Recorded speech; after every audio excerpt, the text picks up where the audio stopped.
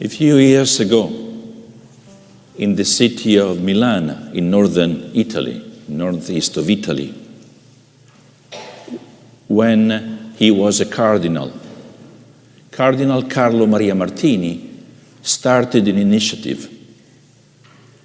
He invited unbelievers, people who did not believe, to come to the cathedral, the Duomo, and sit in the chair of the bishop and share with everyone who was there about their struggle to believe and their way of praying. He called the initiative the Chair of the Unbelievers. And for many years, during this initiative, people responded. It was very successful. The whole big cathedral was filled with people listening to how an unbeliever shared about faith and prayer. Somehow, for Cardinal Martini, we had to learn from unbelievers, as if they were our teachers. Just as the bishop teaches us, so unbelievers for him had to teach us, had to tell us something about our faith, our prayer. Because for him, we are all both unbelievers and believers at the same time. And so we can learn from one another about our lack of faith and our faith. Why I'm sharing this?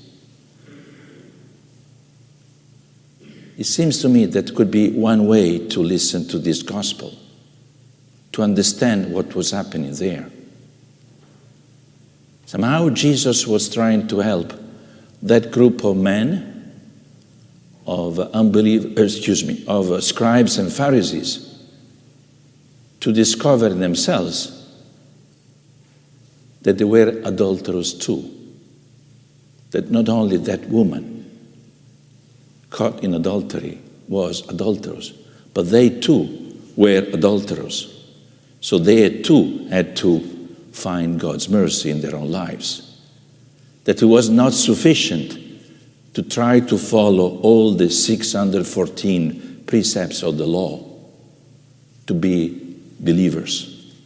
Somehow they had to discover that God asked not only to follow the rules and regulations, but God desires a conversion of the heart, a different way of being and living God's way, not their way. So now we can maybe look at what happens in that gospel.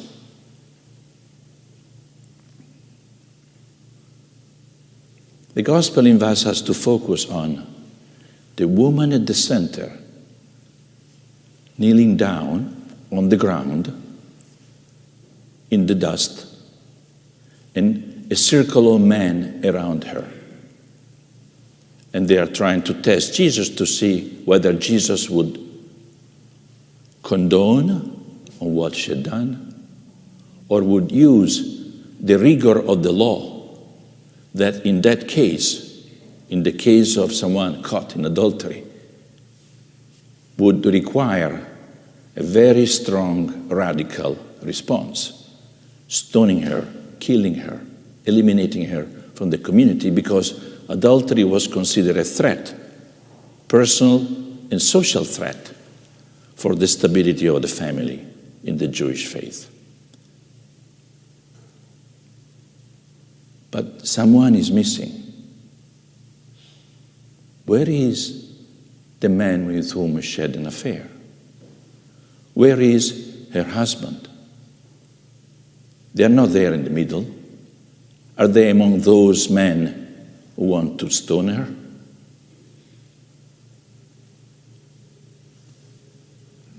The gospel invites us to focus on this missing component, somehow to tell us that adultery is more complex than it seems. It's not only the woman's fault, that we need to address the difficulty of that relationship. What caused that adultery?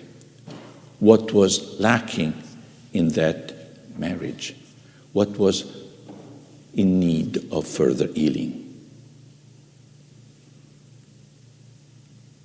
But we can also say that there is a second detail that attracts our attention. Where is Jesus? What is he doing? Which side Jesus chooses? From what we heard, Jesus was down on the ground as she was, writing on the ground. Why was he doing that?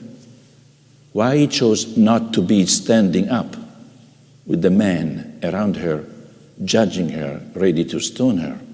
Why he chose to go in the middle of the circle of shame with her?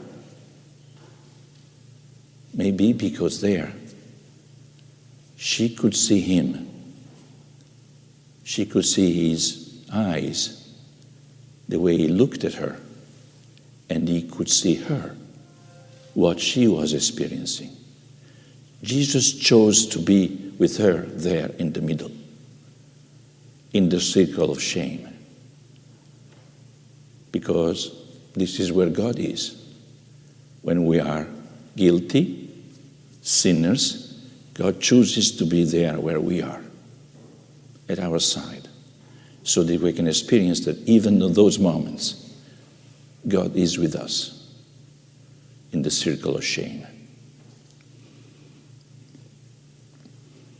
But then we heard a third element in the story, that Jesus invites us to come and join him in that circle. All those who think they are without sin, Jesus invites them to realize that they too need God's mercy.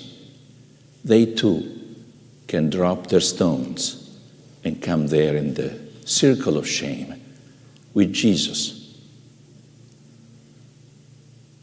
Somehow God is giving us a chance to realize that we can experience God's mercy in a way that is unique, incredible, very personal, very moving, very real. Sadly, we heard that they didn't do that.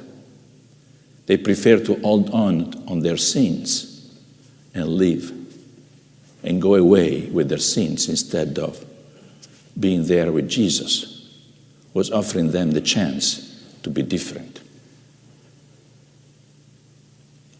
Maybe we can imagine another detail in the story. What happens next?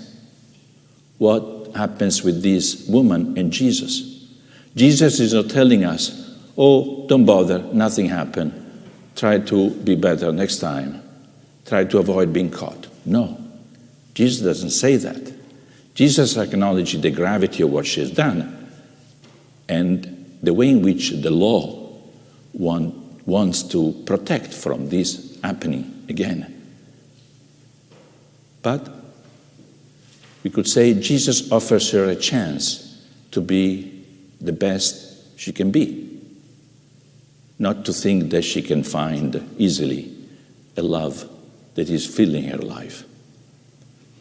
I imagine that Jesus offered her a hand and helped her to stand up and walk. And this is an image that we know happens in other parts of the gospel. When Jesus offered to Lazarus the hand to stand up and be risen. And if we look at the arts, Michelangelo, in painting the Sistine Chapel in the Vatican, had the same image. This time is God, the Creator, stretching the hand toward Adam, somehow telling us that this gesture that Jesus did is a new creation. He offers this woman the gift of being a new person, created again, recreated anew. And finally, in the Orthodox tradition, we have the same image in many icons. The risen Jesus stretches out his arm and hand to raise up all those who are waiting for the gift of the resurrection. The same gesture. What about us? Are we among those men ready to throw stones at this woman? Are we the woman who longs for being made new and free and for experiencing a love that will fill her life? Are we Jesus giving a chance to others in their struggles, in their ordeals?